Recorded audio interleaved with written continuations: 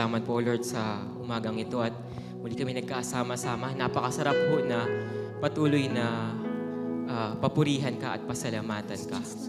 Let's remain in the attitude of prayer and for our prayer passage for this morning.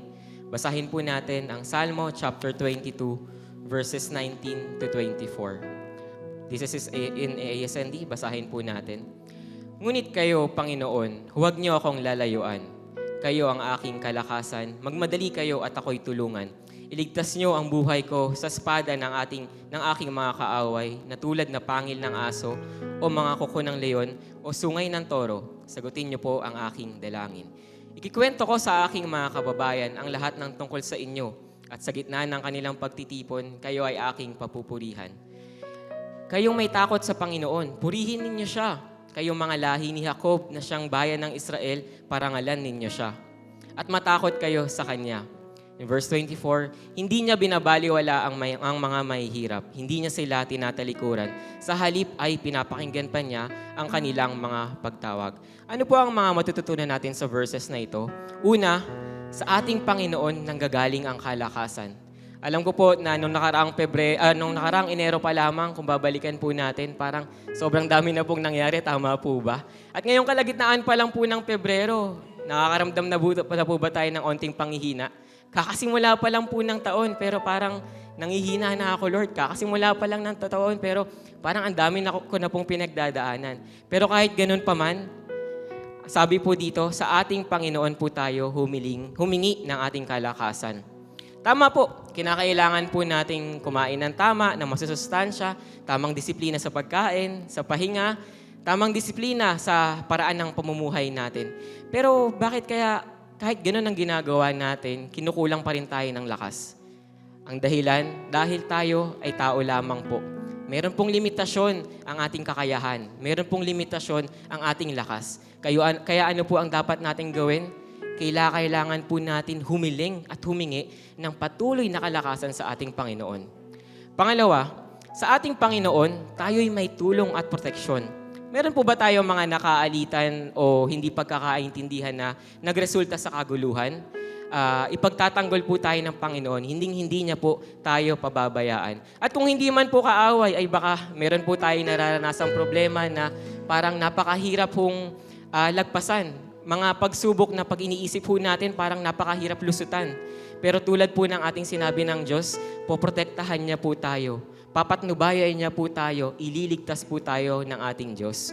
Muli po natin basahin ng verse 24, hindi niya binabaliwala ang mga mahihirap, hindi niya sila tinatalikuran. Sa halip, pinapakinggan pa niya ang kanilang pagtawag. Kahit kailan, hindi po tayo babaliwalain ng Diyos. Kahit kailan, hindi po tayo tatalikuran ng ating Diyos. Sa last part po ng 21, sabi po dito, sagutin niyo po ang aking dalangin. Ang ating Panginoon, sumasagot po siya ng dalangin. Dinidinig po niya ang bawat tawag natin sa Kanya. Dinidinig po niya ang bawat panalangin natin. Sa tamang motivation, sa tamang rason, alam ko po na talagang sasagutin ng ating Diyos ang ating mga panalangin. Pangatlo, sa ating Panginoon ang lahat ng papuri at pasasalamat. Ikikwento ko sa aking mga kababayan ang lahat ng tungkol sa inyo at sa gitna ng kanilang pagtitipon, kayo ay aking papupurihan. Nabanggit ko nga po kanina parang kahit kakasimula pa lang po ng taon, napakarami na po nangyari. Pero kung iisipin din po nating mabuti, hindi ba't napakadami na rin pong panalangin na sinagot ang ating Panginoon? Can I hear you, amen? Tama po, di ba? Kakasimula pa lang ng taon, mahaba pa ang oras at panahon, pero napakabuti na po ng ginawa ng Panginoon sa ating buhay.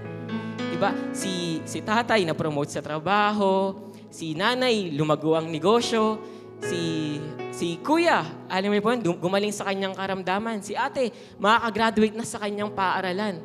Napakarami po nating dapat ikwento kung gaano kabuti ang ating Diyos. Napakarami dapat nating iparangal kung gaano karami yung milagrong ginagawa sa atin ng ating Panginoon. Muli nating basahin, hindi niya binabaliwala ang mga mahihirap. Hindi niya sila tinatalikuran. Sa halip ay pinapakinggan pa niya ang kanilang pagtawag. Sa ating konklusyon, nakikinig ang ating Diyos. Dinidinig ng Diyos ang mga panalangin natin. Alam niya ang mga pangangailangan at kahit ganun pa man ay patuloy pa rin tayong humiling ng ating mga kinakailangan. Kagalingan sa sakit, pangdagdag sa ating kabuhayan, kapayapaan ng ating puso't isipan. Patuloy tayong dumulog sa ating Panginoon. Kaya ngayong umagang ito, huwag natin palagpasin ang pagkakataon na dumulog sa ating mga pangangailangan, dumulog sa ating Diyos, pasalamatan siya sa mga milagrong ginawa niya sa ating buhay. Kaya inaanyayahan ko po ang bawat isa sa atin na tayo po ay manalangin.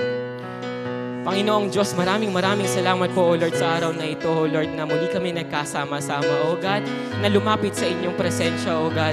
Lord, ibabahin niyo po kami, O Lord, kung may mga pagkakataon, O God, na kami ay nagtataas sa inyo, O God. Lord, linisin niyo po kami, O Lord, sa aming mga kasalanan, O God. Ito man ay hayag o patago, O God. Lord, sadyaman o hindi. Lord, linisin niyo po kami, O Lord. Sanctify niyo po kami, O God. At Lord, muli po kami magpapasalamat, Lord, dahil napakabuti mo aming Diyos, O Ma. Maraming salamat po, O Lord, dahil kailanman hindi niyo kami tinalikuran. Kung may mga araw man, O Lord, na kami ay tumalikod sa inyo. Lord, maraming salamat po, O Lord, dahil lagi lang po kayong nandyan sa amin, O God. Lord, may mga pagkakataon man na nakalimutan ka namin, Lord, pero kahit kailan, hindi nyo kami nakalimutan. Maraming salamat po, O Lord, dahil ikaw ang aming Diyos.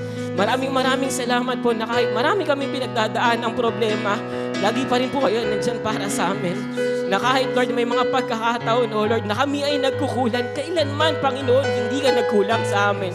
Kailanman, Panginoon, lagi mo tinutugunan na aming mga pangangailangan. At Lord, maraming salamat po, Lord, sa umagang ito dahil alam namin, O God, na dinidinig mo ang aming mga panalangin.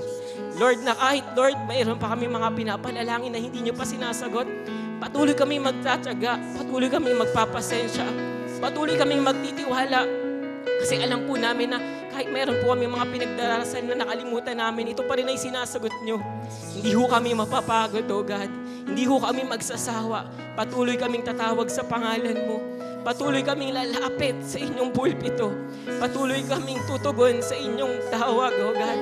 Dahil kailanman, O God, patuloy nyo kaming minamahal. Patuloy nyo kaming pinapatnubayan. Patuloy nyo kaming pinoprotektahan. At patuloy lang kayong nandyan para sa amin, O God. Kaya maraming salamat po sa umagang ito. Sa inyo po ang lahat ng papuri at pasasalamat. In Jesus' name we pray. Amen. Amen and amen. The apple for our tithes and offering.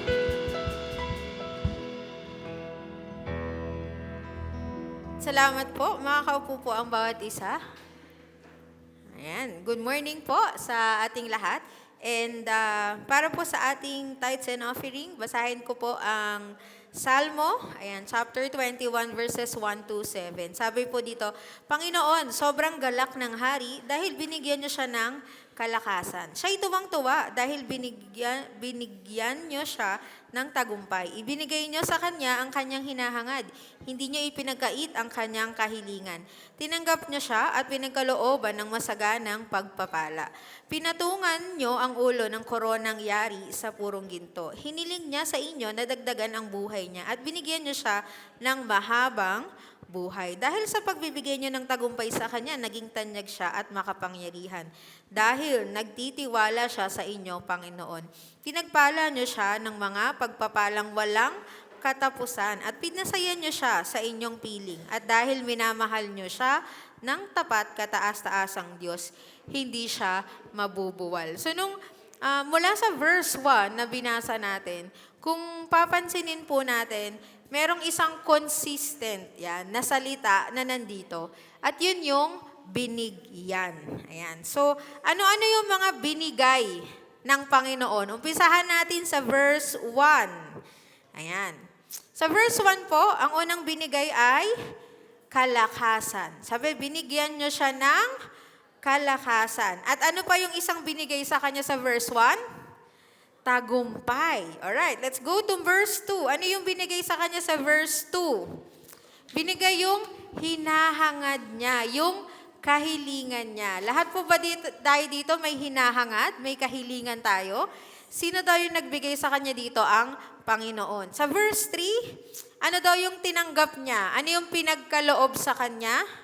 Masaganang pagpapala. Diba? And then, honor. Pinatungan siya ng koronang yari sa purong ginto. Alright. Sa verse 4, ano daw po yung binigay din sa kanya? Mahabang buhay. Alright. Sa verse 5, tagumpay at tanyag at kapangyarihan, fame and power. And then, sa verse 6 to 7, pagpapalang walang hanggan, tsaka kasiyahan. And then, sabi niya dito, minahal siya ng Panginoon. At dahil minamahal niyo siya ng tapat. Gusto po ba natin lahat nung nabasa natin dito? Kalakasan, tagumpay, pagtugon sa kahilingan, masaganang pagpapala, mahabang buhay, tanyag at kapangyarihan, pagpapalang walang katapusan, yung kasiyahan na nanggagaling sa Kanya. At sabi nga niya sa last na binasa natin, hindi siya mabubuwal. He cannot be moved. He cannot be put down. Dahil nasa piling siya ng Panginoon. Ito ba yung mga gusto natin ma-attain sa buhay natin? Tama po ba? Diba ito yung mga gusto natin everyday, hinihiling natin to sa Panginoon. Lord, give me strength. Yan yung una, di ba? Palakasin niyo ako, bigyan niyo ako mahabang buhay, give me victories, give me joy. Pero, sabi dito, ang lahat ng ito kayang ibigay ng Panginoon. Sabi niya sa unang-una, di ba? Panginoon, di ba? Binigyan niyo siya. Lahat ng bagay na ito ay kayang ibigay sa atin ng Panginoon. Pero ano yung kailangan nating gawin? Parang tayo, ano yung part natin para ibigay sa atin yun ng Panginoon? Let's read yung verse 6 to 7. Sabi dito, dahil nagtitiwala siya sa inyo, Panginoon. The Lord can give everything that we need and all that we want. Pero ano yung condition niya? Magtiwala tayo sa Panginoon. Sa Panginoon tayo magtiwala, hindi sa kakayahan natin, hindi sa kung ano yung laman ng bulsa natin, hindi sa kakayahan ng mga kumpanya na pinagtatrabahuhan natin, hindi sa sarili nating lakas at kakayahan, pero magtiwala tayo sa Panginoon dahil siya ang kayang magbigay ng lahat ng bagay na ninanais natin. At binibigay niya to sa atin dahil yung pagmamahal niya sa atin ay tapat. Sabi dito, at dahil minamahal niyo siya ng tapat, kataas-taasang Diyos. The Lord loves us. The Lord wants to give the best to us. And what we need to do is to trust Him. Only Him. Lahat ng aspeto ng buhay natin, kailangan yung pagtitiwala natin nasa Kanya.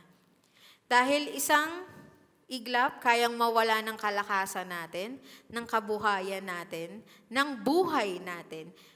Pero kung magtitiwala tayo sa Panginoon, kaya niyang pasaganahin ang lahat ng yon. So I hope in all aspects of our lives, in our relationships, our families, diba, our dreams, our desires, our finances, magtiwala po tayo sa Panginoon. Huwag tayong magtiwala sa sarili nating kakayahan. So I hope na lagi tuwing makakatanggap tayo ng pagpapala, diba? Yung pagtitiwala natin sa Panginoon nandyan, na Lord, thank you dahil sapat ito. Dahil bigay mo ito sa akin. Right? And of course, isa sa mga bagay na napapatunayan natin nagtitiwala tayo sa Panginoon kung magbabalik tayo sa Kanya ng ating mga ikapu. Our tithes and offering, that's one sign na pinagtitiwalaan natin ng Panginoon kung nagbabalik tayo sa Kanya ng buo. Ayan. Kasi sabi natin, Lord, binabalik ko to sa inyo at ito yung offerings ko kasi nagtitiwala ako na ipoprovide mo lahat ng pangangailangan ko. So let's remain faithful sa Panginoon. Tapat yung pagmamahal niya sa atin, sana po tayo din ay maging tapat sa Kanya. Right? So our designated giving, our red is for our tithes. That's the 10% of what we have received from the Lord. Let's remain faithful. Our offerings po, the blue is for our special project. The white is for benevolence and missions. And yung brown envelope po natin, ayan, it's for our building project. Alright? Sabihin nyo, natayo na yung building natin. Madami pa pong kailangan i-improve.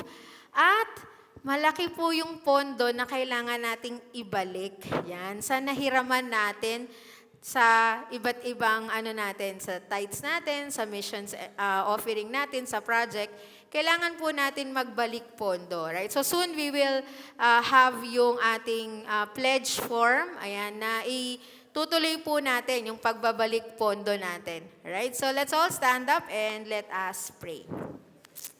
Panginoon, salamat Lord sa araw na to na binigay mo sa amin again the opportunity that we will be able to give back to you, that we will be able to show our faithfulness, our trust in you, and our generosity, Panginoon. I pray, Lord, that you will always, Father, matagpuan mo kami lagi na tapat sa inyo, Panginoon. Dahil kung nagtitiwala kami sa inyo, Panginoon, kayo ang magbibigay sa amin ng kalakasan, ng tagumpay, Panginoon, ng masaganang pagpapala, ng mahabang buhay, Lord. Fame and power and joy are all from you, O God. At isa lang, Panginoon, yung kailangan namin gawin, and that's to trust in you. I pray, Lord, na matagpuan mo kami, Panginoon, na buong buo ang pagtitiwala sa inyo, Panginoon. Pagpalain mo, Father, ng lahat, Lord, ng aming endeavors, lahat ng tinatangkilik namin, O God, Lord, employment man ito, businesses, Panginoon, remittances. I pray, Lord, ikaw ang magpalago nito, Panginoon. Pagpalain mo kami upang kami ay maging pagpapala, Panginoon. Salamat, Lord, and this we ask in Jesus' name. Amen. We may all give to the Lord. Thank you.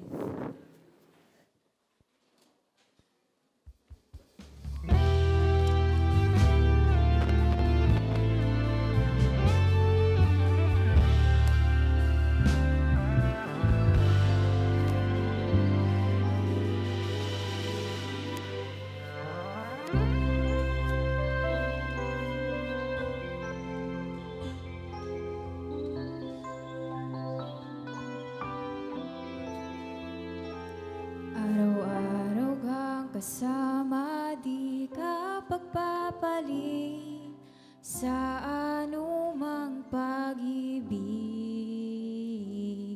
Hahanapin ka sa tuwina, sa'yo lang makikinig.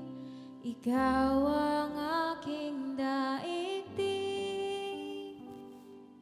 Tatakbo sa bisig at yakap mo, Panginoon, ikaw ang mundo ko. Di naluluha at mag-aalala, nariyan ka, Diyos Ama.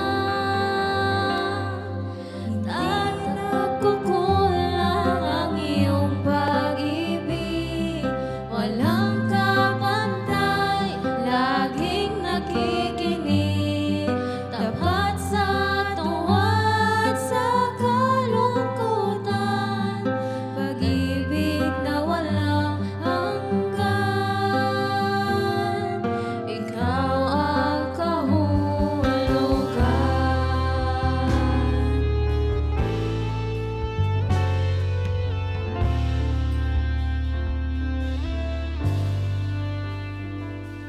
Matagal na maghihintay sa tinadhana, maglilingkod at magtatapat sa pag-aaral ng banal na salita.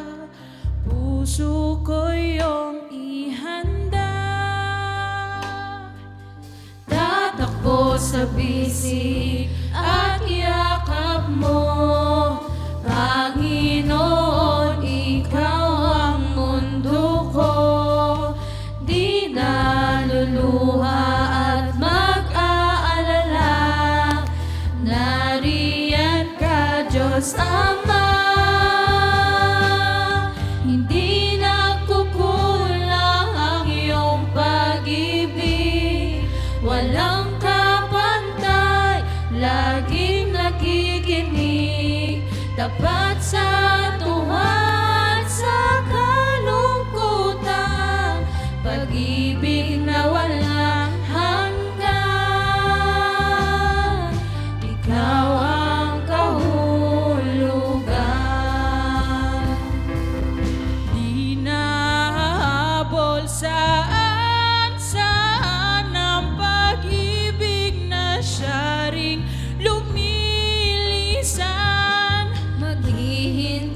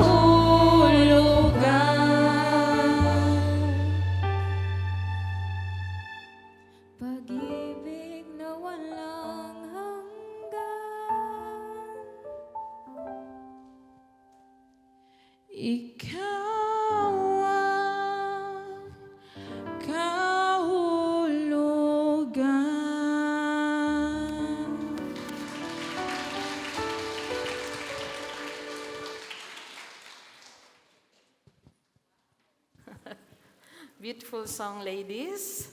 Praise God. Palapakan po natin ang ating mga kabataan at ang ating worship team. Kinompose po nila yon.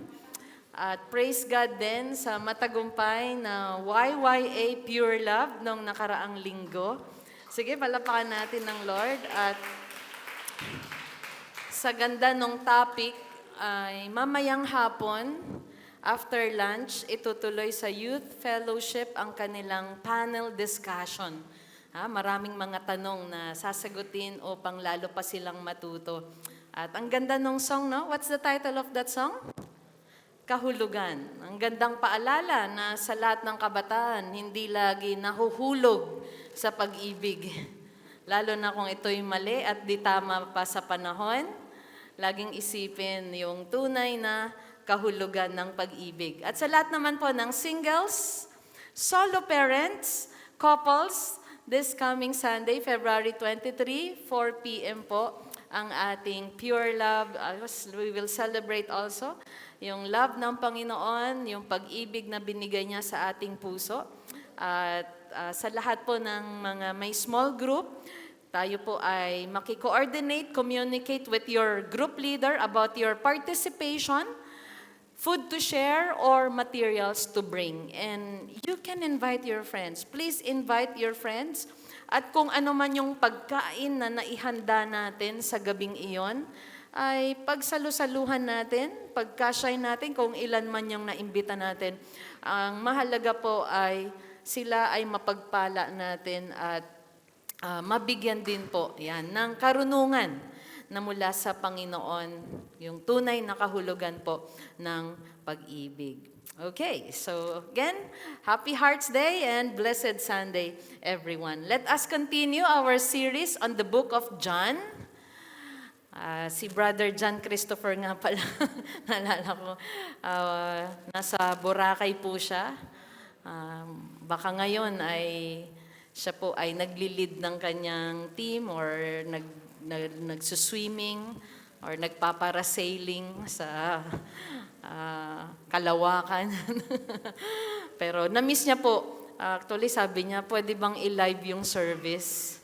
So, siguro next project natin, Brother Aldrin, ay mag-live na tayo dahil meron talaga tayong mga brothers, hindi lang tayo, no? Even our brothers and sisters, pag may panawagan sila ng trabaho, may mga proyekto na kailangan gawin dahil po Sunday ay nakakasabay pa rin sila ng live. Sabi nung iba nga din daw pag nakakasabay sila sa 9 a.m., no?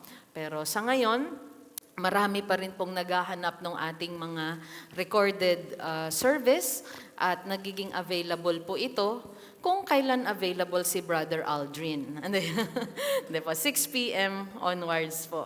Okay? Doon ay naipopost. At alam nyo, malaking trabaho din po yun sa ating team, pero ginagawa nila ng paraan. Pati yung ating online devotion replay, at yung ating Spotify. So, praise God. Sana yung song ma-upload din, mapakinggan nila lagi. It's kasama sa recorded service natin. So, kung gusto natin mapakinggan lagi yung kahulugan, pwede nyo ring special number yan sa mga parties na atinan ninyo na pwedeng inatasan kayong kumanta, ay i-share natin yung magandang mensahe ng awit. Okay, series on the book of John, the title of our sermon today, Judge Correctly Who Jesus Is. Okay? This chapter invites us, okay, to judge correctly. Sabi, dalawa po yan. Sinasabi, do not judge. Pero alam niyo po, meron pong mga tinatawag na teaching sa Bible na do not judge, meron namang judge. But when you judge correctly, merong tinatawag na wag mong patulan ang foolish, meron naman sinasabi, patulan mo rin minsan ang foolish para malaman niyang hindi siya, na siya ay hanghal. Minsan sinasabi, ang love ni Lord ay conditional, pero ang love din niya ay unconditional. Okay? So, ganun po yung pag-aaralan natin ngayong umaga. Series on the book of John, Judge Correctly who Jesus is. At bago tayo pumunta doon, recap muna natin yung napag-aralan natin nung nakaraan. Sa John 6:60-71, nagturo si Jesus, no, na siya po ay bread of life. Okay? Siya po ay nagpakain. Bago yun, nagpakain po siya ng 5,000. Lumakad siya sa tubig. Pinakita niya, nagpakilala po siya kung sino siya sa mga himalang ginagawa niya. At ito naman yung punto na magtuturo na siya para i-level up niya, itaas niya yung pagkakilala nila sa kanya at yung kanilang pananampalataya. Pero hindi nila matanggap yung tinuturo ng Panginoon. At tandaan po natin na kapag tayo sumampalataya sa Panginoon, it involves accepting His teachings that challenges even yung ating nakasanayan, our comfort zone. May mga paniniwala tayo na nakasanayan natin na kapag dinil ng katotohanan ni Jesus, ay dapat nating i-give up. Okay? Kahit na kinapitan pa natin ang paniniwalang yan ng napakatagal na panahon. Pangalawa, na pag-aralan natin, believing in Jesus means relying on the Holy Spirit. Ang taong sa Kanya ang Holy Spirit, mauunawaan niya ang katotohanan dahil si Holy Spirit ang tutulong sa atin. He is our teacher, He is our comforter. And believing in Jesus means persevering through difficulty. Hindi tayo mag-give up. Kung mahirap na yung teaching, mahirap na yung tinuturo sa atin, mahirap na yung challenge natin, we do not give up because if you believe, you will persevere through difficulty. And last, believing in Jesus, this is last Sunday, means staying committed to Jesus even when others walk away. Nung Sunday, may narinig ako nagbibiruan dito sa pintuan. Sabi niya, hindi ako John 6:66 ha. Hindi daw siya si John 6:66 dahil napag-aralan natin na ang memory verse kapag ang tao ay lumalay, tumatalikod sa Panginoon ay John 6:66. Oh, talaga. Iyon po yung verse na iniwan. May mga nang iwan na kay Jesus dahil hindi nila kayang tanggapin ang kanyang itinuturo. Okay, ngayon sa chapter 7, pagtapos siyang iwanan, diba? Sabi rin niya sa 12 disciples, kayo, iiwan niyo rin ba ako? Ang sabi ni Peter, hindi Lord ikaw ang Christ, ikaw ang tagapagligtas, saan kami pupunta? Sabi ni Jesus, pero isa sa inyo, ang sabi niya, ay sa dyablo. Okay? Nung sinabi, pero dahil sabi nga, ang tinutukoy niya ay si Judas. Ngayon, eto na. Ano kaya ang next na nangyari? Naranasan niyang iwan siya. Marami ang nang-iwan kay Jesus na disciples. So, marami pa rin sumusunod at nag-aabang ng mga himala niya. Let's see ano ang kasunod sa storya. John chapter 7. After this, pagkatapos daw nun, Jesus went about in Galilee. He would not go about in Judea because the Jews were seeking to kill him. Pagkatapos niya maghimala, magturo, din nila matanggap at syempre ang mga religious leaders, sila ay kinokorek ni Jesus, di ba? Pero ano ang kanilang pakay na ngayon? Or sumisikat si Jesus, nakikilala ng mga bayan, ang pakay na nila ay patayin itong si Jesus. So ito pong story na to nangyari, marami nang nagawa si Jesus ng mga himala. Probably ito na daw yung parang last phase ng kanyang ministry bago siya talagang hulihin, patayin, ipako sa krus, ilibing at syempre mabuhay na muli.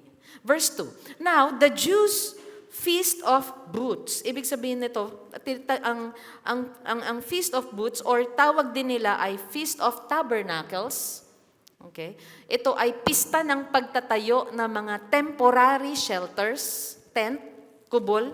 Inaalala po nila yung katapatan ng Panginoon. Ayan. Ito po ay importanteng Jewish festival na talagang hindi nila dapat kalimutan kahit nung sa Old Testament ay itinuro na ito ng Panginoon na i-commemorate nila, i-celebrate nila annually yung Israelites 40 years of wandering in the wilderness after their exodus. Ibig sabihin ng exodus ay journey, travel from Egypt. Ayaw ni Lord na kalimutan nila yung pagliligtas niya sa kanila. At sa Feast of Tabernacles, or tawag sa ESV ay Feast of Booths, ito po ay merong involved na offerings, joyful worship, praying, na paghingi nila ng blessing sa Panginoon. Yan po yung piyesta na hindi dapat nila kalimutan. So, sabi dito, his brothers said to him. Ito na yung mga kapatid ni Jesus. Of course, there's Mary and Joseph. May mga kapatid po siya doon na nakalakihan. Anong sabi nila sa kanya? Live here and go to Judea. Sabi niya, that your disciples also may see the works you are doing. Umalis ka dito, pumunta ka sa Judea para makita nila yung mga ginagawa mo. Hindi po ito encouragement ng isang brother na, uy, punta ka doon para makita. Hindi, sarcastic po ito. Okay? Alam mo, umalis ka dito, pumunta ka doon nang makita nila yung mga himala mo. Verse 4, for no one works in secret. If he seeks to be known openly, if you do these things, show yourself to the world. Ganon sila. Alam mo, kung may mga gusto kong gawin, huwag mo nang gawin itong time. Ipakita mo sa buong mundo. Pakilala mo yung sarili mo para maging sikat ka. Parang ganon. Kung ire-reenact ito, ay siguro si Jay ang magsabi nun kay Christian sa play. Tapos yung mga ladies naman nasa likod, ay oo, sige na, umalis ka dito. Diba? So, ganun po, kung ia-acting ito ng ating CAD. Sabi po niya, show yourself to the world. Yan, magpasikat ka. Parang ganun po yung sinasabi nila kay Jesus. Magpasikat ka, lumabas ka, pakita mo yung kung ano yung magagawa mo, mga himala mo. Verse 5, for not even his brothers believed in him. Sakit po, no? Imagine, put ourselves sa shoes ni Jesus. O sandals noon, sa sandal ni Jesus. Okay? Ibig sabihin po, ilagay natin ang ating sarili sa Kanya. Iniwan. Mga tinuruan niya, tinulungan niya, maring pinagpala niya, iniwan siya. Tapos, pagdating pa sa pamilya niya, rejected siya. How are you going to deal with this kind of life?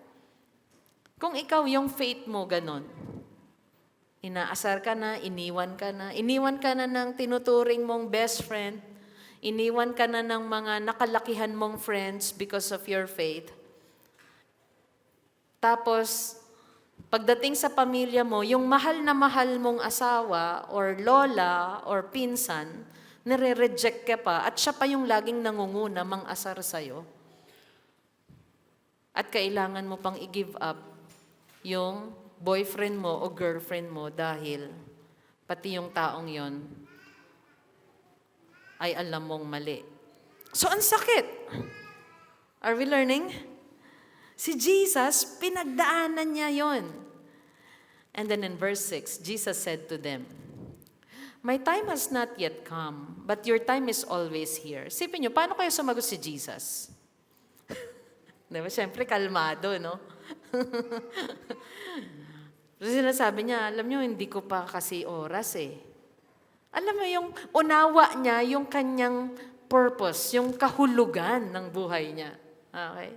Nauunawaan niya yun. Kaya sabi niya, hindi ko pa panahon. The world cannot hate you. Sabi niya kayo, the world cannot hate you. But it hates me because I testify about it that its works are evil. When you speak the truth, there are times you will be hated. Only those who love the truth will also love you. But those who want to stay in darkness, they will hate wisdom. They will hate the truth. They will hate correction. Kaya sabi niya, you know what, brothers, the world cannot hate you, but it hates me. Because I testify. Because I speak about their evil works. You go up to the feast, sabi niya, kayo na lang pumunta. No, bilang kapatid, I'm not going up to this feast, for my time has not yet fully come. After saying this, anong ginawa niya? He remained in Galilee. Na-observe niyo po, do you think may mga times mag-isa si Jesus? Yeah. Maraming beses mag-isa siya, nagpe-pray siya, pero pagka ready na siyang mag-minister, lumalabas siya, nagpapagaling siya, nagtuturo siya. Verse 10, but after his brothers had gone up to the feast, di ba sabi niya, hindi na lang pupunta. Pero iniisip niya, mare-reject na naman ako, masasaktan na naman ako. Pero napag-isip-isip niya, hindi. Ito yung fiesta or pista na hindi dapat namin kalimutan at kailangan niya pa rin pumunta. Kasi bilang isang Hudyo, kailangan niyang i-commemorate. Kailangan niya ring alalahanin yun. Di ba? May mga festivals tayo na kailangan alalahanin or mga holidays. Tuwan-tuwa nga tayo pagka-holiday, di ba? Dahil walang pasok, magse-celebrate tayo. So parang ganun po sa panahon po nila. And then, sabi niya, then he also went up. Pero sabi niya, not publicly, but in private. Pwede siyang pumasok na meron siyang entourage. Pwedeng ganun pumasok si Jesus eh. May entourage. Kitang-kita ng maraming tao. Andyan ang mga disciples niya, pero private. Isipin niyo po, kilala na siya. Sikat siya. Nagpakain ng 5,000. Kumalat na yon. Nagpagaling, di ba? Ng bulag, ng pipe, nagpalayas ng demonyo. Nagturo, ang dami niya na pong nagawa. Hindi po ito beginning ng ministry niya, kaya kilalang kilala na siya. Kaya kung asarin siya ng mga kapatid niya, go, show yourself to the world. Magpasikat ka. Gawin mo doon yung mga kaya mong ipakita sa kanila. Pero this time, sabi niya, hindi ko pa time talaga. Meron pa siyang iniingatang timing. So, pumunta pa rin siya kasi kailangan niyang i-commemorate dahil yun po ay pista na para sa mga Hudyo. Nag-private siya. Not publicly, but in private. Then, verse 11. The Jews were looking for him. So, isipin ninyo, hinahanap pa rin siya at the feast and saying, where is he? Oh, marami pa rin nasaan kaya si Jesus dito? Nasaan kaya siya? Sipin po ninyo, Jerusalem po ito. And there was much muttering about him among the people. Ang mga tao ay nagtatalo-talo o may kanya-kanya silang sinasabi. Sabi ng iba, after this, there was much muttering about him among the people. While some said, he is a good man. Others said, no, he is leading the people astray. Hindi, nag-i-invoke yan ng rebellion. Okay? Or nagtuturo siya ng mali. No, he is a good man, sabi naman ng iba. Yet, for fear of the Jews, no one spoke openly of him. Verse 14. About the middle of the feast, Jesus went up into the temple and began teaching. You know the heart of the Savior? Feeding physically and higit sa lahat, feeding spiritually. Magturo. Kaya sabi ko nga po sa mga small group or Bible study sa mga bahay, ang goal ay gospel, encouragement, word. Hindi gossip. Hindi. Kung ano-ano, di ba? Kapag nag-gather tayo, yes, minsan din na may mga fun games tayo, pero ang focus ay word. Did you notice? Our praise and worship, our prayer time, lagi po tayong may backup or ang nangunguna talaga ay Word of God. So si Jesus, talagang nagturo pa rin siya. The Jews therefore marveled, humanga, saying, how is it that this man has learning when he has never studied? Hindi nag-aral ito, pero grabe yung kanyang learning. So Jesus answered them, my teaching is not mine, but His who sent me. Let's stop there. Let's bow our heads for a while. Let's pray. Father, thank you for your word. It is alive. It gives life. Lord, it gives meaning sa buhay po namin.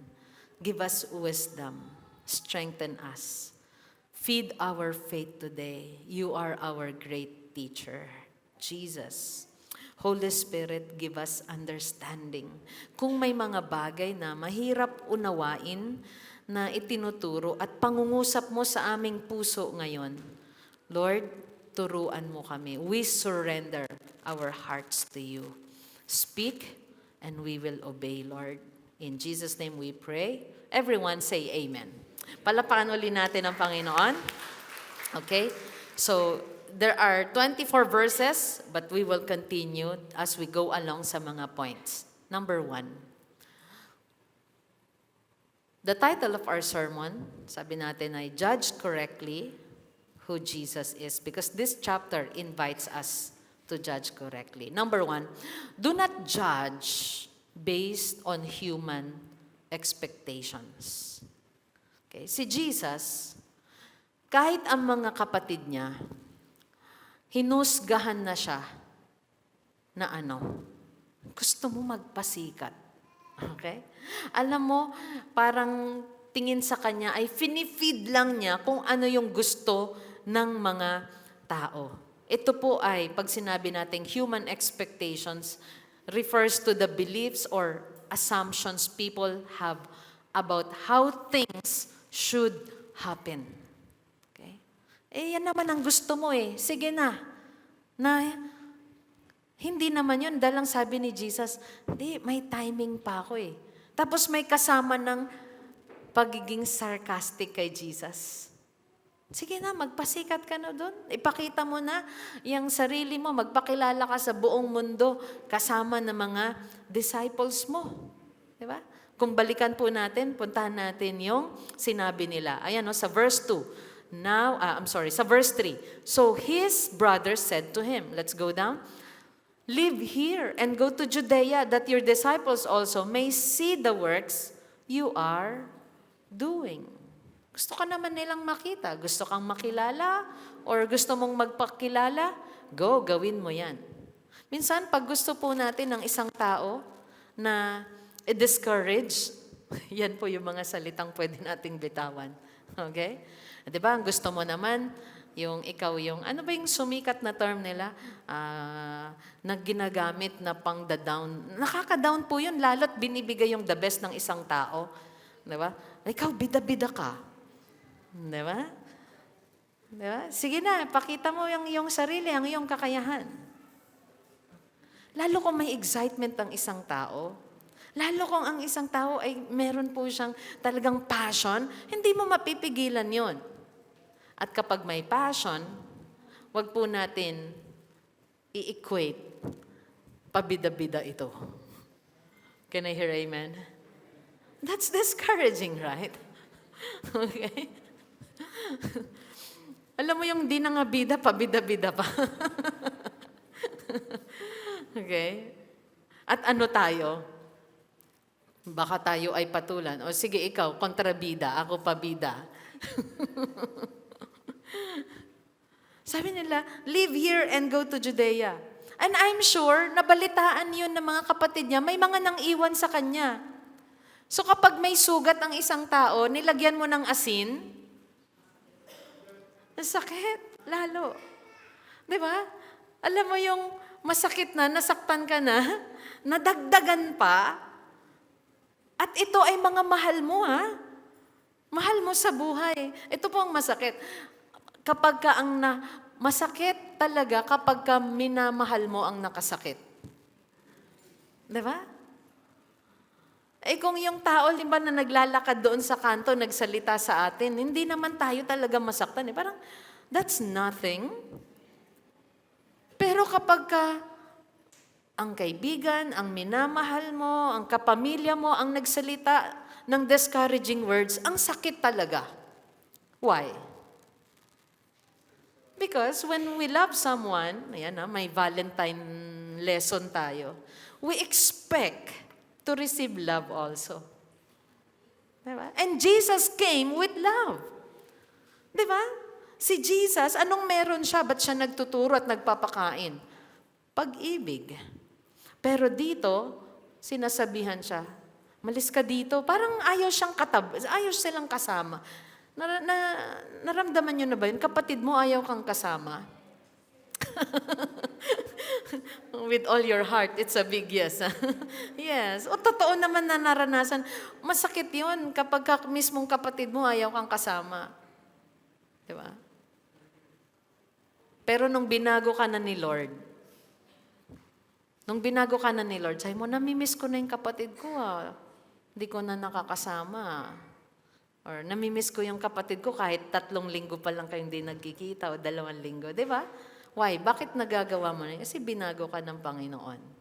Pero alam niyo po ba sa mga kapatid ni Jesus, binago rin ba sila? Yes. You know who wrote the book of James? Brother of Jesus.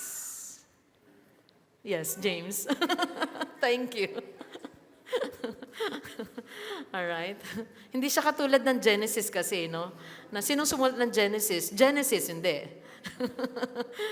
Okay, Moses. Alright. So, masakit. Pero si Jesus, hindi niya sila pinatulan. Hindi niya sinabing, alam niyo, mga diablo kayo. Hindi.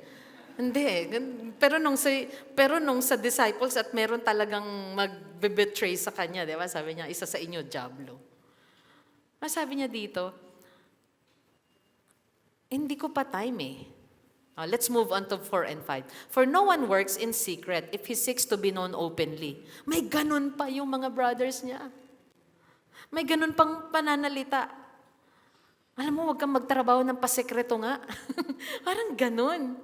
Alright? Di ba gusto mong makilala? Abay, gawin mo ito. Show yourself to the world. Ayan no, verse 4. For not even his brothers believed in him. Masakit ang mga pinagdaanan po dito ni Jesus. Pero yung rejection sa kanya, hindi, isipin niyo po, he is fully man also. Siya ay tao. Fully God and fully man. Pero hindi po siya nagpapigil. Sino rito nakaranas ka na ng hatred, ng masasakit na salita? Nagpapigil ka. No. Do not allow the hatred of the world and the discouraging words of the people you love, dahil maaaring hindi pa nila tunay na nauunawaan ang mga nangyayari. Huwag po tayo magpa-discourage. So sumagot si Jesus. Sabi niya, my time has not yet come. But your time is always here. The world cannot hate you, but it hates me. At lagi din nating tatandaan, sinabi din ni Jesus, nung bago siya umakyat ng langit sa disciples niya, you will be hated. Ang mga disciples, sabi niya, if you will follow me, there will come a time, pwede ring i-hate kayo because of me. You will be hated because of me. Kaya kung nakakaranas man tayo ng attack, because of our faith, it's because it is Jesus whom they hate. And the truth about Jesus and the truth na tinuturo ni Jesus. At sabi niya, verse 8, you go up to the feast. I am not going up to this feast, for my time has not yet fully come. After saying this, he remained in Galilee. So tandaan po natin, hindi nagpapigil si Jesus because, let's go down, Jesus came to fulfill God's plan. Pag alam mo yung kahulugan ng buhay mo, alam mo yung plano ng Panginoon, kahit anong hadlang sa pinapagawa sa'yo, hindi ka magpapapigil. Minsan may mga sasabi, imposible yan, imposible. Pero ang sabi ni Thirdy, imposible, imposible. Marami pong imposible sa isip ng tao. Kaligtasan ng tao, the virgin birth of our Lord Jesus Christ. Pero tandaan po natin, ang Diyos natin ay makapangyayari. And thank God, Jesus came to fulfill God's plan. And His plan is to save us and to give us life eternal. Amen. Kaya, anuman ang human expectation, isang tabi natin yan. Luke 4:22. People judged Jesus by what they knew about His family. Sabi niya, and all spoke well of Him and marveled at the gracious words that were coming from His mouth. And they said, is not this Joseph's son? Diba, sabi pa nga sa Bible, offended sila kasi, di ba, kaanak ito ng karpintero? Ganon, mag-judge ang tao. Di ba, nakalakihan natin na kasama siya kalaro, tapos iyan? Mas tinitignan nila yung bagay na yon kesa doon sa panawagan ng Panginoon sa kanya, yung calling niya, yung fulfillment ng prophecy sa pamamagitan niya. Sabi niya, andito ako to set the captives free para palayain ang mga taong nakakulong sa anumang tanikala nila. Pero anong sabi nila? Ay, anak yan ni Jose. Minsan ganun po tayo. Ang judgment natin sa isang tao ay hindi nagbago dahil ang tingin natin, kasama ko lang yan dati. So, we do not give respect nung siya na ay naging commanding officer natin. Dahil ang judgment natin, nakatali tayo doon sa ine-expect natin kung sino lang siya. Bakit siya ang small group leader ko? Kasama ko lang yan dati sa mga kasalanang ginagawa namin. Pero hindi na natin tinignan na binago siya ng Panginoon. Nag-dwell tayo doon sa expectation natin sa Kanya. Are we learning? Number 2, do not judge based on our own timeline. May sari-sarili po tayo, sabi nila, na pagsubok, growth, development. Ayan. At dito, pinupush nila si Jesus. Go, show yourself. Di ba yan naman ang gusto mo? Jesus follows God's timing, not ours. Okay? Ang mga brothers niya, pwedeng magpakita papasok ng Jerusalem. Nang bigla-bigla. Maring minsan tayo unawain natin, itong taong ito, hindi. Okay? May timing. Parang sa kasal. Nakita na po ba kayo sa kasal na yung bride ang nauna? Nandun naghihintay na sa kasal niya. Ay, pasok po kayo, tara dito. Nakakita na po ba kayong ganun? Di ba? I mean, the usual wedding na talagang prepared ang lahat. Kailan pumapasok ang bride? Di ba? Pumapasok ang bride pagka lahat ayos na. Pero kinakabahan ng bride. Sino rito na nakaranas na lumakad talaga sa aisle? Yes, di ba? Kailan tayo dumating? Ako nga noon talagang tinanggalan pa ng cellphone. Kasi nagko-coordinate ako. Tanggalan ng cellphone para hindi ka na mag-worry. Di ba? Nung gusto, pagka yung bride darating, handa na ang lahat. Okay. May timing na tinatawag. Hindi yung nandoon, parang, ay, ba't andyan yung bride? Baka magulat pa ang lahat. Nasaan ang groom? Nag-isip pa tuloy, baka tinakbuhan ng groom, di ba? So do not judge based on our timeline. Ang response ni Jesus sa request ng mga brothers niya, my time has not yet come. Ini-emphasize niya dito na yung kanyang actions are guided by divine timing. Not human pressure. Kaya huwag tayong magpa-pressure. Asan ulit yung young people natin? Sige na, ikaw na lang walang girlfriend sa atin eh. Anong isasagot mo? My time has not yet come. Okay. Awitin natin ang kaawiting kahulugan. Di ba? Laging nakikinig. Makikinig muna ako sa aking magulang at sa nauna sa akin. Di ba? Ano pa? Oh, ikaw na lang yung walang ganito. Ano pa? Ikaw na lang yung walang ganoon. Ikaw na lang yung walang ganyan. Di ba? Ginagamit natin ganito, ganoon, ganyan. Ano pa? Ikaw na lang. Huwag nating maging guidance ang human pressure. Seek the Lord's guidance. Can I hear amen? Ano kung sabay kayong nagtayo ng business at yung business niya no, ay hindi pa ROI at ikaw ay ROI na. Di ba? Wait for God's timing. Baka kasi yung location mo ay iba sa location niya. Alright? Pero hindi ibig sabihin nun na magpapabaya ka na. Pero yung human pressure ay wag nating gawing guidance. Are we learning? Amen? Oh, ikaw, hindi ka pa marunong mag-pray. Yung kaklase mo, ang galing-galing ng mag-pray. Pati yun, human pressure natin, yung mga anak natin. Let them develop. Okay? Siya kumakain na ng chicken. Ikaw, nasa lugaw ka pa rin. Human pressure. Pero ibig sabihin, hindi tayo magpapabaya. Can I hear amen?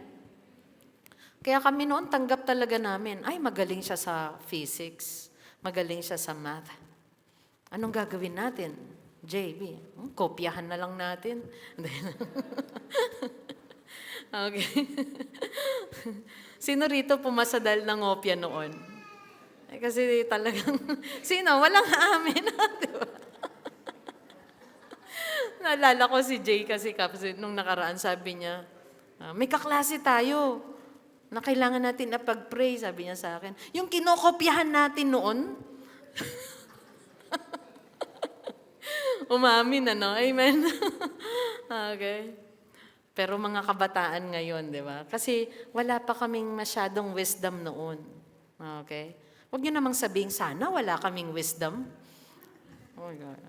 Okay. May pananagutan na tayo dahil may wisdom na tayo. Amen ba? Alright. Work hard. Study hard. Balik tayo. Minsan, tanggapin mo na siya talaga yung naroon at ikaw nandito pa. Siya talaga nandoon sa number 1 at ikaw yung nasa number 11. At least 2 mo, siya isa.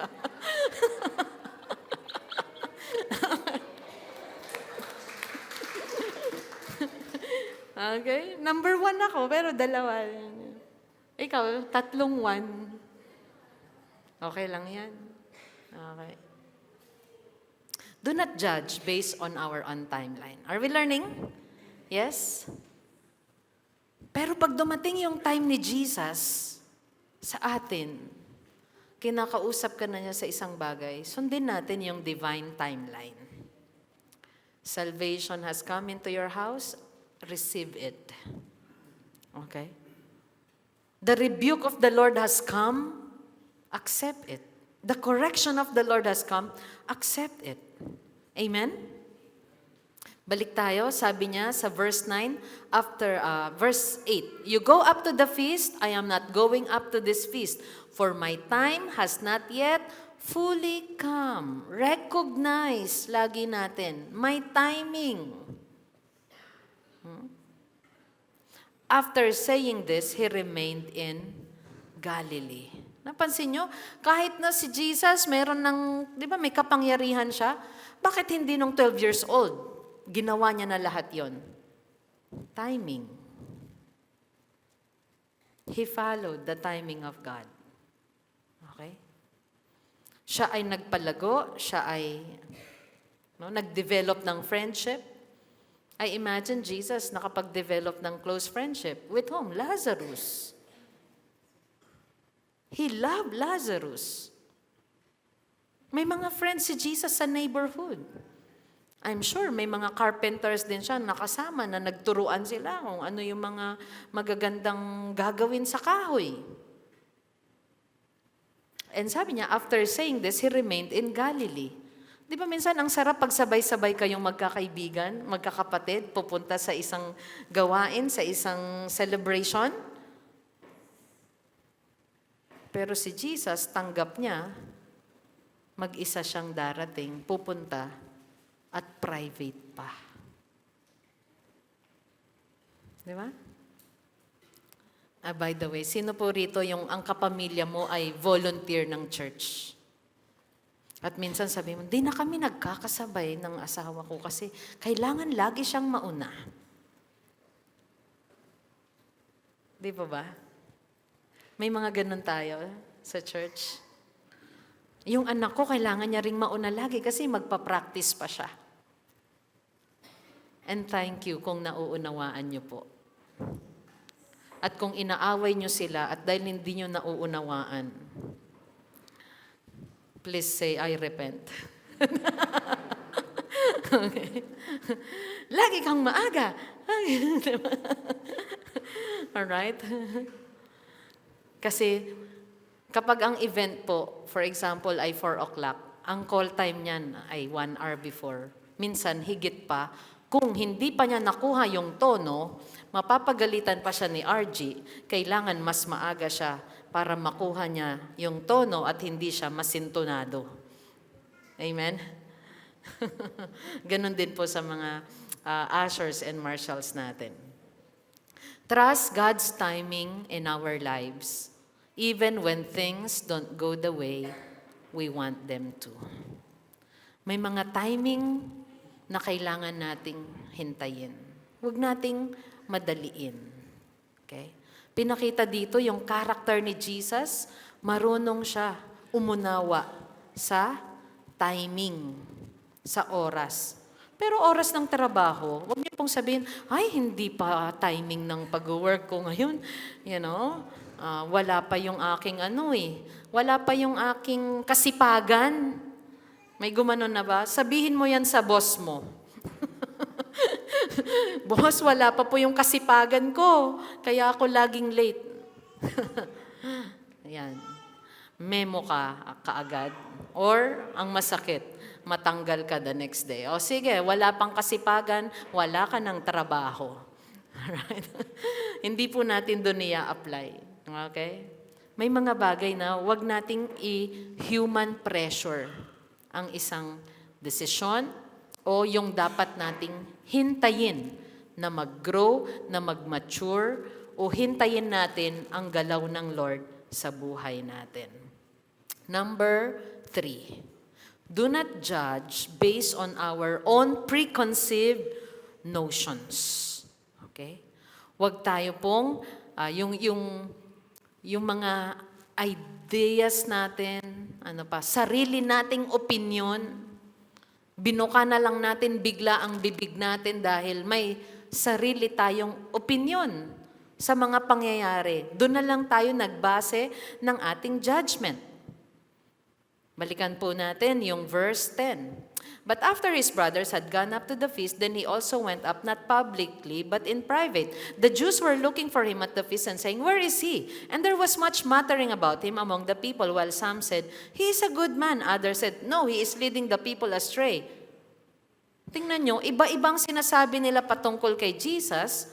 Merong division, may pagtatalo, kasi kapag hindi pa natin nakukuha yung buong katotohanan, huwag tayong magsasalita.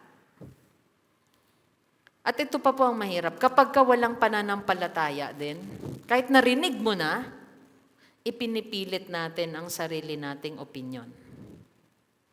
We have to believe and accept the truth. At kapag hindi natin nakuha yung kabuuan, huwag magsasalita at magdedesisyon, magja-judge based on our what?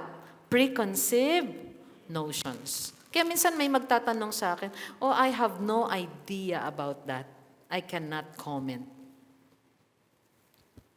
Nakakita na kayong taong lahat kinomentan? Lahat kinomentan niya. Kaya ano nangyari? Lahat nakaaway na niya. Or minsan napapaaway tayo dahil lahat, ay may comment ako dyan. Ay, itong sasabihin ko, may comment pa rin ako dyan. Talaga? Okay? Yung lahat ng ikiklik niya ay may comment siya. No. Control ourselves. And we have to get the truth first. So sabi dito, let's go down. But after his brothers had gone up to the feast, Verse 13, yet for fear of the Jews, no one spoke openly of him. 14 and 15. About the middle of the feast, Jesus went up into the temple and began teaching. The Jews therefore marveled, saying, how is it that this man has learning when he has never studied? Ito rin po. Do not judge solely based on educational attainment. The disciples, may fishermen doon. Ang ganda nga ng pagkakaselect ni Jesus eh. Why? Pinakita niya na hindi lang siya nagja-judge or hindi siya namimili. Base lamang sa educational attainment. Minsan ini-equal natin ang power, authority, and anointing saan? Sa educational attainment. Ang sistema ng Panginoon hindi katulad sa mundo. Sa mundo, maaaring hanapan ka, ay hindi ka pwede kung wala kang doctorate at masteral. Okay? Hindi ka po pwede. Hindi ibig sabihin na huwag tayong mag-aral. Mahalaga ang pag-aaral.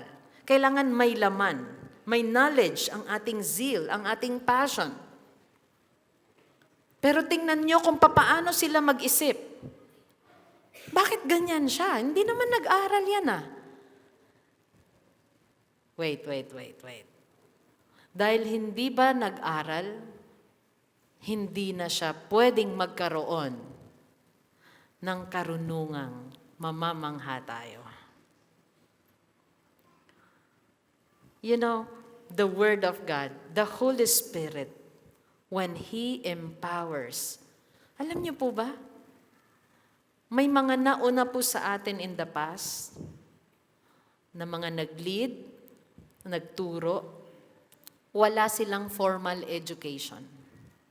Kaya sa ngayon, may mga nag-aral sila, pero hindi formal. Pag sinabing formal, talagang nag-enroll to. Pero yung iba, dahil maaaring sa hirap ng buhay nila, mga unfortunate experiences sa buhay, ang nakuha nila ay yung lesson sa module, nag-seminar sila, nag-training. Pero pag pinagawa mo, wow, ang galing. Can I hear amen? Minsan pa nga, may mga iba yung pinag-aralan, iba yung sa trabaho. Nakakita na po ba kayo ng ganon? Tapos ka ng medical field. Pero ang galing mo magluto. Nasa pagluluto ka. Galing-galing mo. Yung simpleng okra at saka eggplant. Wow! Para akong nag-travel sa mundo pag kinain ko. Wow! Amen po ba? Sometimes we judge doon sa nakikita lang natin. Kaya nga dito, this chapter invites us on how to judge correctly. Do not judge solely based on educational attainment. Marami pa rin pong hindi nakakaunawa. He is the fulfillment of the prophecy. At alam niyo po ba sa panahon na to, ang ine-expect nilang Messiah, political leader or military. Pagdating sa military power, siya po yung nangunguna para palayain sila sa mga Romano. Kaya meron na silang set of what? Rules or may guidelines na sila. May sarili na silang nasa isipan kung ano yung ine-expect nila. So, nung nag-judge sila ng Messiah, dapat powerful ka. Dapat educational attainment mo napakataas. Dapat mayaman ka. Pinanganak ka sa sabsaban. Parang ganun eh. So do not judge solely based on educational attainment. Si Peter, fisherman. Pero kung sumagot siya, Pedro, ikaw, sa tingin mo, sino ako? Si Pedro ang nakakasagot ng talagang gigradean ni Jesus, A+ ka, Pedro. Matthew 16:15 and 16, he said to them, "But who do you say that I am?" Sino ako? Simon Peter replied, "You are the Christ, the Son of the living God." Napakahalaga po nan, time na yan. Sasabihin mong, you are the Christ. Ikaw ang Kristo. Ikaw ang Panginoon. Ikaw ang tagapagligtas. Ikaw ang Messiah. And you are the Son of the living God. Hindi mo yan masasabi kung wala kang buong pananampalataya sa Scripture, sa salita ng Panginoon, sa fulfillment ng prophecy. Wow! You are the Christ. Sa mundo ngayon, kapag sinabi mong, I have faith in Jesus, you are foolish. Wait. Anong sabi ng Bible? Sino ang foolish? He who says, there is no God is the foolish. Yun ang pananaw ng mundo. Sinong nagsalita nito? Sino nagsabi nito? Peter. Ano ang kabuhayan niya? Fisherman. May faith. May karunungan. Huwag po nating i-equate ng educational attainment ay equals faith. Ang dami nga pong mga matatalino. They trust their own understanding. They trust their own wisdom. Remember this. Those who believe accept all the evidence presented in the Bible about who Jesus is. And one of those na una sa atin is Peter. You are the Christ. Hinangaan nga siya ni Jesus eh. Sabi ni Jesus, alam mo, ni-reveal ito sa iyo ng Father. Praise God. Jesus calls to judge rightly. Tinatawag tayo ng chapter na to judge rightly. Now, ang ganda po nitong last passage. Okay? So pagkatapos na sabihin ng mga kapatid niya, umalis ka dito, doon ka magturo, show yourself, magpasikat ka. Ginad siya na ang gusto'y magpasikat. Okay? Tapos yung mga tao, he's a good man. Ay, hindi. Hindi siya nakapag-aral. Ba't ganyan siya? Magturo. Hindi. Naglilid yan ng false teaching or rebellion. Tingnan niyo yung judgment sa kanila. Pero eto na, nagsalita si Jesus. Okay, verse 16. So Jesus answered them, "My teaching is not mine, but His who sent me. If anyone's will is to do God's will, he will know whether the teaching is from God or whether I am speaking on my own authority. The one who speaks on his own authority seeks his own glory. So anong sinasabi ni Jesus dito? I am not here to seek my own glory. I am not here para magpasikat. But the one who seeks the glory of Him who sent Him is true, and in Him there is no falsehood. Yung aking itinuturo ay kalooban ng Diyos para malaman ng sino man sumusunod sa kalooban ng Diyos. Kaya siya nagtuturo. So talagang nakaranas siya ng rejection at maling panghuhusga. Verse 19. Eto na. Has not Moses given you the law? Yet none of you keeps the law. Why do you seek to kill me? Sabi niya ganon, binigay nga sa inyo ni Moses yung law. Hindi nyo nga sinusunod. Hindi nyo pinapatay, parang ganon. Pero ako, gusto nyong patayin. The crowd answered. Anong tawag nila kay Jesus? You have a demon. Isipin nyo, tinawag siyang may demonyo ka, Jesus ha? Sabi niya, who is seeking to kill you? Kaya nga hindi siya pumunta, di ba? Nag-stay muna siya, sabi sa first part, kung saan siya naroon dahil gusto siyang patayin. Jesus answered them. Sumagot ulit. Sabi niya, I did one work, and you all marvel at it. Moses gave you circumcision, not that it is from Moses, but from the fathers. And you circumcise a man on the Sabbath. Alam niyo kung bakit? Nagpagaling ako ng Sabbath. Kayo nga. Ang sabi niya, ibinigay sa inyo ni Moses yung tungkol sa pagtutuli. At nagtutuli kayo sa Sabbath. Hindi ba trabaho din yun? Tapos ako, para ma-restore ang health, ang buhay ng isang tao sa Sabbath, papatayin niyo ko. Kaya talagang nagsalita na si Jesus din dito dahil mali ang judgment nila sa Kanya.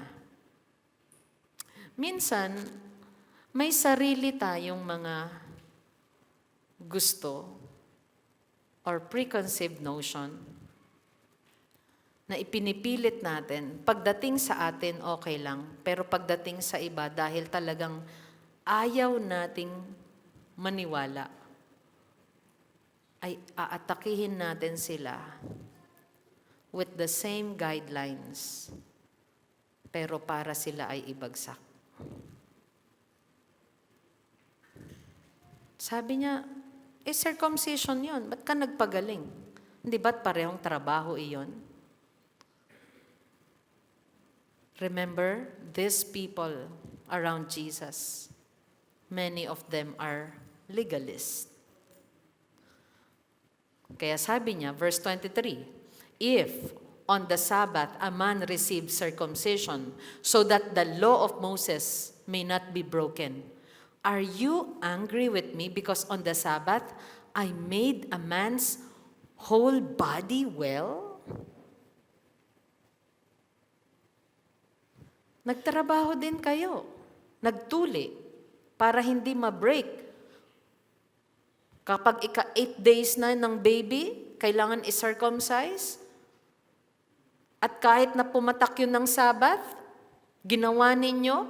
Pero ako, sabi niya, nagpagaling ako para ang isang tao ay maging maayos ang kanyang buhay. Sabi niya, gusto niyo akong patayin? Last verse, verse 24. Sabay-sabay tayo. 1, 2, 3, go. Do not judge by appearances, but judge with right judgment. May isang tinuro si Brother Chris, di ba? Sabi niya, alam niyo po ba si Jesus, sabi niya, hindi daw talaga maganda ang itsura niya. Dahil ang sabi ng Isaiah, hindi talaga siya super good looking. He's an ordinary guy. baka matitipuno at magagandang lalaki yung mga religious leaders nung time na yun at yung mga Hudyo nakaharap niya dito. Sabi niya, do not judge by appearances. Dahil ba karpintero ako? Dahil ba nakasama niya akong lumaki? Dahil ba lumaki ako sa town na ito? Minsan ganun tayo mag-judge. Minsan sasabihin pa natin, wag na tayo pumunta doon. Yung mga tao doon, nilalahat natin. Lahat doon ay mayayabang, walang maniniwala sa atin doon. Minsan sasabihin natin, mayayaman ang mga yan, hindi yan makikinig. Minsan ganun pa yung mga preconceived notion natin. Why not just teach the gospel, preach the word? Wag natin pong sabihin na, ay hindi yan makikinig kasi ganito sila. Meron naman, ay ang mga yan, ang gusto lang nila ay humingi at makatanggap. Pag pumunta tayo dyan,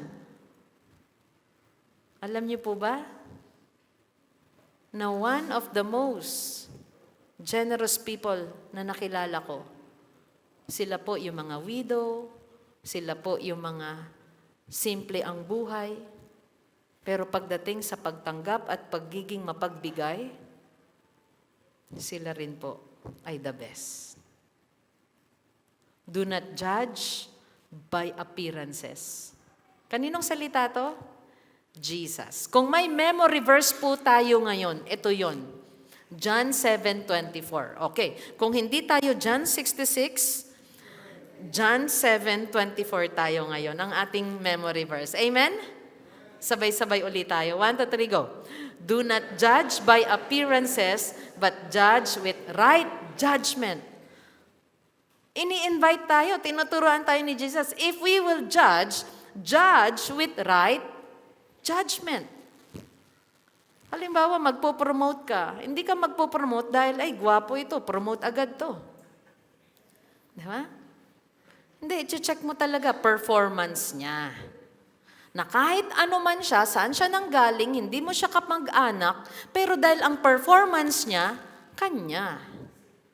Pero kung natapat naman, kamag-anak mo na siya, magaling pa, i-promote mo naman. Huwag mo namang sabihin, ay baka isipin nila dahil kamag-anak ko, pin-promote ko siya. No, because based on the performance of the person. Ay, sarap nun.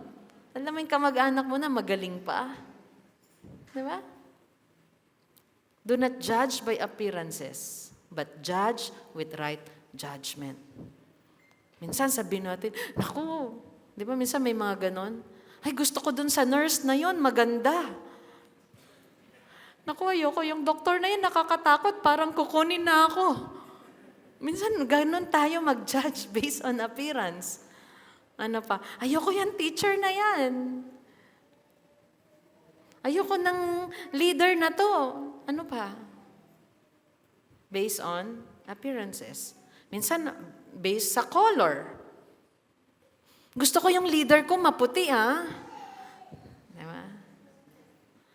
But pag maitim, hindi na pwedeng mag-lead.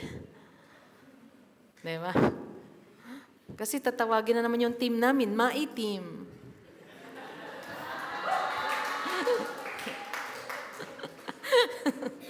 Ginigising ko lang po kayo. Okay. But are we learning? Ganon din kay Jesus. Look deeper into who He is. He is the Son of God. Huwag po natin i-judge si Jesus na parang genie lang. Lord, gusto ko nito. Give me. Baka ang tingin lang natin kay Jesus, Lord, kaya ako nandito because I want this. You are judging incorrectly. Can you come to the Lord with a heavy heart and with trials and problems sa buhay mo? Yes. Lord, I am here because I know you will give me understanding and strength sa lahat ng mga pagsubok ko sa buhay. And give me a heart that will remain faithful to you. Kahit na mahirap ang pagdadaanan ko, Panginoon. He is the Son of God who came to save us. Mahirap po kung ang pag-church natin at pagpunta ay dahil lang para i-bless na lang tayo ni Lord. Jesus came to serve. We can come to church and serve our brothers and sisters in our small group. To be an encouragement, to refresh each other. Lahat tayo may iba-ibang pinanggalingan this week. I don't know, where have you been this week? Maaaring discouraged ka, maaaring nangihina ka this week, maaaring di mo alam ang gagawin mo, pero dahil nakadalo tayo at sa small group, napagpala po tayo. At yung challenge naman natin at pagsubok natin, na parang tinatago natin at ayaw nating i-share, pero wala na tayong mapaghinga ng hininga, nakapagpalakas pa rin pala kahit pagsubok yung shiner mo, nakapagpalakas ka sa brother or sister mo. So, always remember, Jesus is the Son of God who came to save us. Let's go to application. We need to judge Jesus correctly by looking at who He really is in God's Word, not by our own ideas. Si Jesus, hindi po siya genie. Genie, ano yung genie? Genie in a bottle. Kapag tinouch mo, bigay lang yung gusto mo. Jesus is the Savior of the world. Jesus loves you, but He does not want you to remain in darkness. He will correct you, He will rebuke you. At minsan nasasaktan tayo. Someone came up to me at sabi niya, bakit parang alam na alam niyo po ang buhay ko? I don't know. The Word of God, it's like a double-edged sword. It penetrates the heart. Dahil kahit ako ay inaayos din ng Panginoon ang buhay ko at puso ko pagka nag-aral ng salita ng Panginoon. Kaya kilalanin natin siyang mabuti, aralin natin ang Biblia mula Genesis hanggang Revelation para hindi po tayo nagkakamali sa ating judgment. And even judgment sa buhay natin, mga desisyon natin sa buhay. And last, when we judge Jesus rightly, we will follow Him more faithfully. Kapag tunay natin siyang nakilala, di ba ang isang tao, ay, akala ko noon, mataray ka. Ang bait-bait mo pala. Lalo mo siyang minahal. Di ba? Nung nakilala mo talaga siya ng tama, naging tapat ka rin sa kanya. Sino rito yung napagkakamalan noon na masama ugali? Di ba? May mga umamin. O, di ba? Yeah. Okay? Ito, I confess dati, sabi sa kanya, uy, ikaw kumausap doon kasi ikaw lang ang ata nakakaunawa doon. Hindi. Or, ikaw nga kumausap doon kasi kapag ikaw kausap, parang nagkakaintindihan at nauunawaan ka niya. Pag kami, parang galit siya eh. Hindi yun magagalitin. Sabi ko, mabait yun. Kung makilala mo lang yun, she is or he is the sweetest. Amen po. Kung napagkamalan man kayong masamang ugali noon, hindi na ngayon. And let us love each other, protect each other. Ipakilala mo. Kung makikilala mo lang yon, kasi ang narinig mo lang ay noon, iba na siya ngayon. Ulitin ko, ang narinig mo lang ay noon, iba na siya ngayon. Amen? Okay? Sabi niya, hindi ngayon pa rin Ayan mo, kausapin natin. Okay? So judge correctly.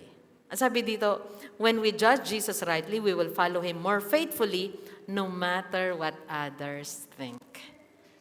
Brothers and sisters, in the future, pwedeng may iturong mali ang mga tao sa paligid natin. Pwedeng dahil sa sama ng loob nila, sa galit nila, hindi na ako mag-church sa ganyan kasi itong na-experience ko. And then, namali na yung judgment natin kasi nagbase lang tayo sa experience nung isang tao. Ayoko nang tumawag kay Jesus kasi hindi naman niya sinagot. Teka, nagbase ka lang sa isang experience. Kilalanin mo pa si Jesus. Are we learning? Amen? Wow. Kaya mag-ingat po tayo sa mga ituturo sa atin or in the future, may mga mali pang maiparating sa atin. Colossus 2:8, mag-ingat kayo nang hindi kayo madala ng walang kabuluhan at mapandayang filosofiya. Mga tradisyon lang ito at mga pamamaraan ng mundo, hindi mula kay Kristo. Maging maingat tayo. Go to the Word, the truth. Okay? Yan ang pagmumulan natin. And the question now is, are we following Jesus because He meets our expectations?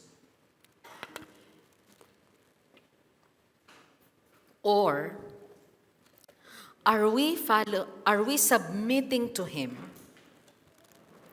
as the Savior and Lord of all? Dahil lang ba na-meet yung expectation natin? Ay, ito in-expect ko nangyari nga. Sige, sunod ako. Is it because of our own understanding? Or we truly submit to Jesus because, Lord, you are the Savior. You are the Lord of all. And I believe in you. You came to save us. You loved us. You rose again. You are seated on the throne. You are interceding for us. And that's why, Father, I submit to you. Check our hearts. At kung may mga mali din sa puso natin, how we judge others, our brothers and sisters, i-correct po natin yung ating puso. Tandaan natin, do not judge based on human expectations or wisdom, based on preconceived notions, based on appearance, educational attainment. No. Let us be like Jesus. Amen? Let's stand and sing this song for Him.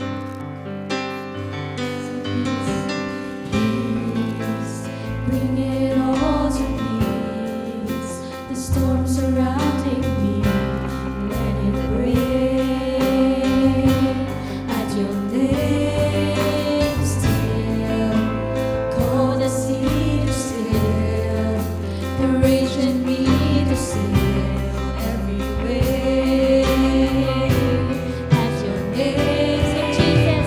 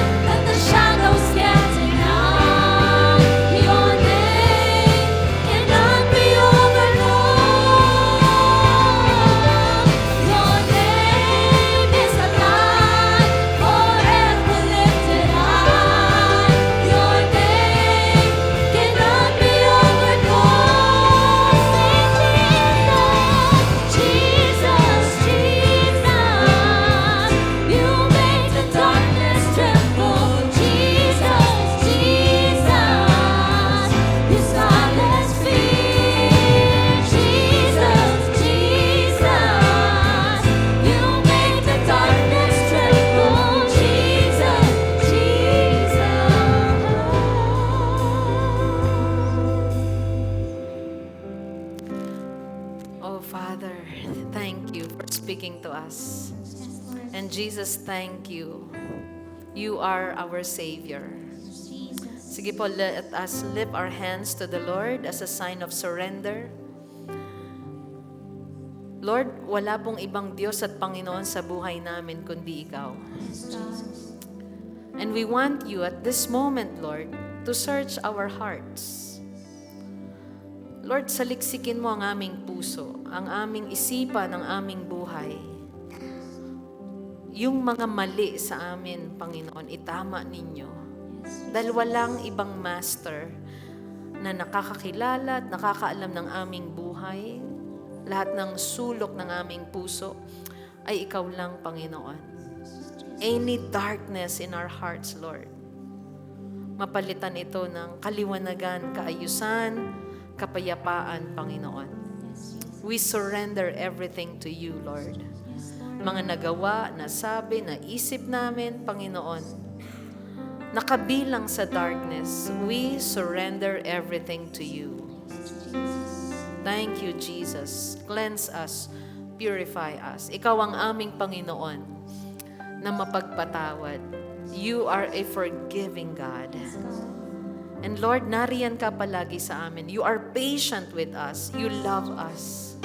You bless us. You guide us. You protect us. Thank you, Lord. You've made us overcomers. You've made us victorious because of you. You have given us new life, eternal life, and a wonderful future. Salamat, Panginoon. At tulungan mo kami na mamutawi sa aming labi ay papuri para sa inyo, pagtitiwala sa inyo, ang mga salita mo, ang mga katotohanan patungkol sa inyo, at sa aming pagpunta sa aming mga trabaho, eskwelahan, sa aming pamayanan, sa lahat ng pupuntahan namin this week, Lord. Magsilbi kaming liwanag at pagpapala sa aming mga mahal sa buhay, kaibigan, katrabaho. Thank you for everyone who came, Lord. I'm sure napakaganda ng ginawa mo sa kanilang puso. Manatili po kami sa inyo. In Jesus' name we pray. And everyone say, Amen. Palapakan po natin ang Panginoon. Okay? You may all be seated. Thank you. No small group today.